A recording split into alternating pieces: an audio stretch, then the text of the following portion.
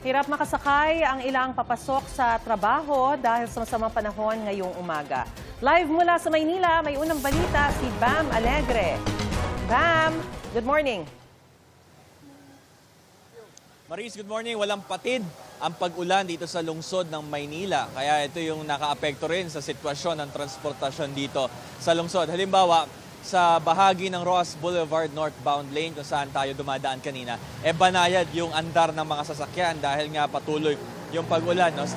Sometimes nagsasalitan yung ambon tsaka yung biglang buhos ng ulan. Ganito rin ang sitwasyon sa kahabaan ng Taft Avenue.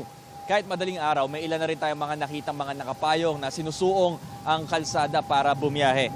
Nakausap natin ng estudyante na si Ace Viñas. Bagamat suspendido ang face-to-face classes sa lungsod ng Maynila mula kinder hanggang senior high school, siya ay college student at may internship pa. Kaya kailangan niya pa rin magpakita at bumiyahe. Ang empleyado naman na si Giro Alba, nahihirapan din bumiyahe pag ganitong masungit ang panahon. Kaya pakinggan natin ang kanilang mga panayam.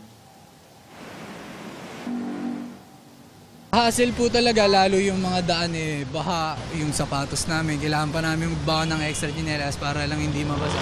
And then preparation talaga. Minsan kasi umuulan, maaga pa lang. Pero ambon pa lang yun, kaya dapat agahan na namin para hindi kami abutan ng malakas na ulan tsaka yung pagbaha. Sobrang hirap ngayon, lalo na pag bumaha.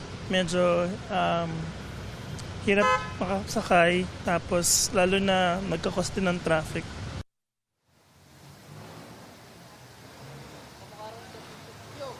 Maris, kung makikita ninyo rito sa ating likuran, nagsisimula na naman lumakas yung ulan dito sa lungsod ng Maynila at kailangan ito bantayan ng mga motorista at ng mga commuter dahil madaling bumaha rito sa ilang bahagi ng Taft Avenue. Ito ang sitwasyon mula rito sa Maynila. Bam Alegre, GMA News. Balik sa iyo, Maris.